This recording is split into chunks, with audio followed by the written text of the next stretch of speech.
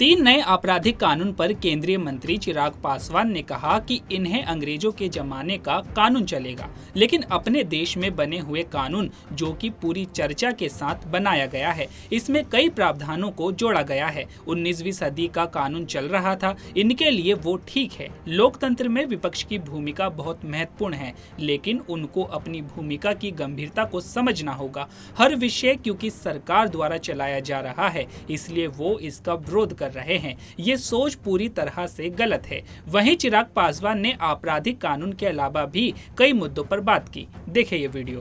कांग्रेस 150 साल पुरानी पार्टी है। ये परंपराएं, सदन के सेट अनसेट सारे नियम जो परंपराओं के माध्यम से स्थापित किए गए हैं, वो इसी पार्टी के द्वारा स्थापित किए गए हैं। ऐसे में इतिहास में कभी ऐसा नहीं हुआ कि राष्ट्रपति जी के अभिभाषण पर आए धन्यवाद प्रस्ताव से पहले कोई भी स्थगन प्रस्ताव आए या उससे पहले किसी भी और विषय पर चर्चा हो।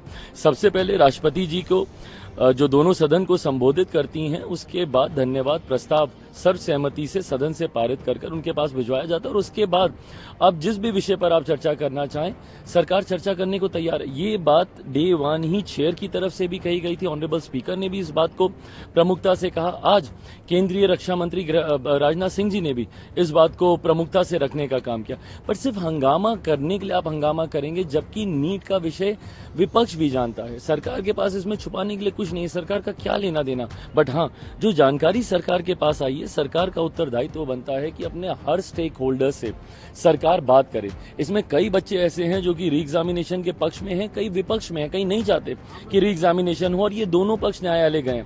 न्यायालय में ये मामला पूरी तरीके से विचाराधीन है। ऐसे में पेपर लीक जैसा एक गंभीर विषय भी सामने आया है। पेपर लीक को लेकर भी केंद्रीय जांच एजेंसियां अपनी इन्वेस्टिगेशंस इस पे कर रही हैं। तो जब तक ये सारी रिपोर्ट्स नहीं आ जाती, जांच एजेंसियों की रिपोर्ट नहीं आ जाती, जब तक न्यायालय की तरफ से कोई वर्डिक्ट नहीं आ जाता, जब तक सारे स्टेक होल्डर से गंभीरता से बात नहीं हो जाती, कोई मतलब नहीं है सरकार का इसके ऊपर कोई भी फैसला लेने का। मैं इस बात को मानता हूं और सरकार की तरफ से इस बात को पूरी गंभीरता के साथ मैं कह सकता हूं कि सरकार सही समय पर छात्रों के हित में, उनके भविष्य को मद्देनजर रखते हुए सही फैसला लेगी। भाई, अंग्रेजों के जमाने का कानून इनको चलेगा, बट अपने देश में बने हुए कानून जो कि पूरी चर्चा के साथ बनाए गए हैं, सारे पक्षों के विचारों को सुनकर बनाए गए। इसमें तो इवन आम जनता से भी भाई कई ऐसी चीजें हैं जो नए प्रावधान इसमें जोड़े गए हैं। मॉब लिंचिंग वगैरह जैसी चीजों की धाराएं इसमें जोड़ी गई हैं। जिस तरीके से नाबालिगों के साथ दुष्कर्म जैसी और जिस तरीके से ऐसी घटनाएं होती, इन तमाम चीजों को इसमें इनकॉर्पोरेट किया जा रहा है, उसको लेकर इन लोगों की चिंताएं हैं। बट वो 19वीं सदी के समय का कानून चल रहा था, वो इन लोगों के लिए ठीक है। मेरी समझ के परे है कि भाई जस्ट बाय द वर्च्यू की सरकार ने कोई एक फैसला लिया है, आपको इसका विरोध करना है, ये सकारात्मक विपक्ष की भूमिका कतई नहीं हो सकती।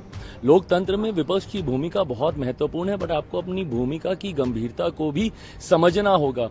हर विषय क्योंकि सरकार के द्वारा लाया जा रहा है, सिर्फ इसको अपोज करेंगे, ये सोच पूरी तरीके से गलत है। भैया, चर्चा होकर इस कानून को बनाया गया, अब इसको लागू नहीं करेंगे तो क्या? कल को जब नारी शक्ति अधिनियम को जब धरातल पर उतारा जाएगा, फिर ये लोग बोलेंगे कि भाई दोबारा इसके ऊपर चर्चा हो, दोबारा इसके ऊपर चेंजेस हो। क्यों हो भाई? जब एक बार जब तमाम चीजों की चर्चा होगी, अब जब उसको धरातल पर उतारने का समय, इंप्लीमेंटेशन का समय है, और अब तो क्या इंप्लीमेंट हो भी गया, उसके तहत पहली एफआईआर भी उस पर दर्ज हो गई।